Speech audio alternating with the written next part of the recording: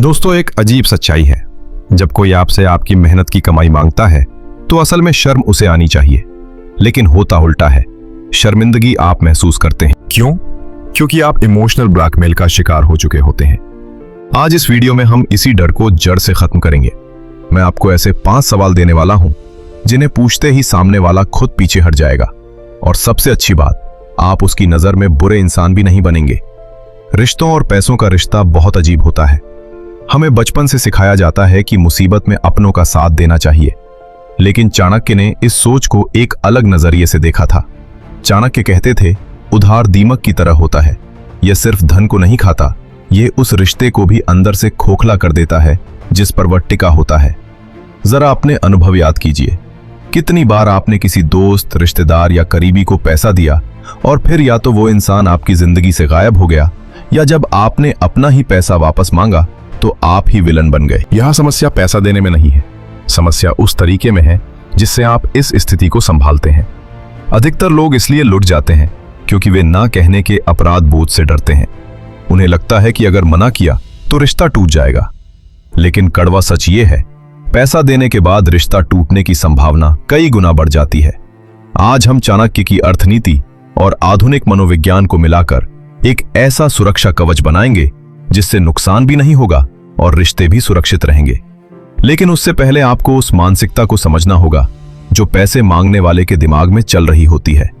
जब कोई रिश्तेदार आपसे पैसा मांगता है तो वह आपको एक इंसान की तरह नहीं, बल्कि एक आसान संसाधन की तरह देख रहा होता है। उसकी नजर में आप एक ऐसे बैंक है जहां न कोई कागजी कार्रवाई है, न कोई ब्याज, न कोई गारंटी और न ही पैसे लौटाने की तय तारीख। यह जरूरी नहीं कि वह बुरा इंसान हो, यह इंसानी स्वभाव है हमेशा सबसे आसान रास्ता चुनना।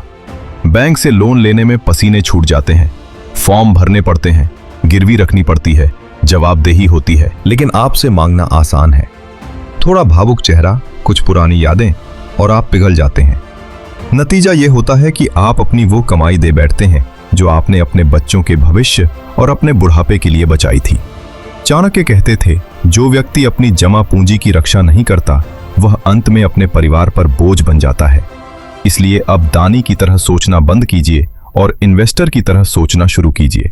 इस बदलाव की शुरुआत होती है चाणक्य के पहले नियम से। जब भी कोई आपसे पैसा मांगे, चाहे हालात कितने भी गंभीर क्यों न दिखें, उसी पल हां या ना मत कहिए। सामने वाला रो सकता है, गिड़गिड़ा सकता है, कसम खा सकता है, लेकिन आपको सिर्फ एक वाक्य बोलना है, मैं आपकी परेशानी समझता हूं, लेकिन इस समय मेरा पैसा अलग अलग जगह फंसा हुआ है। मुझे अपने अकाउंट्स चेक करने होंगे और घर में बात करनी होगी। मैं आपको 24 घंटे में जवाब दूंगा। यह 24 घंटे का नियम आपका सबसे बड़ा हथियार है। अगर जरूरत सच में जानलेवा होगी तो वह इंतजार नहीं करेगा, वह किसी और के पास चला जाएगा।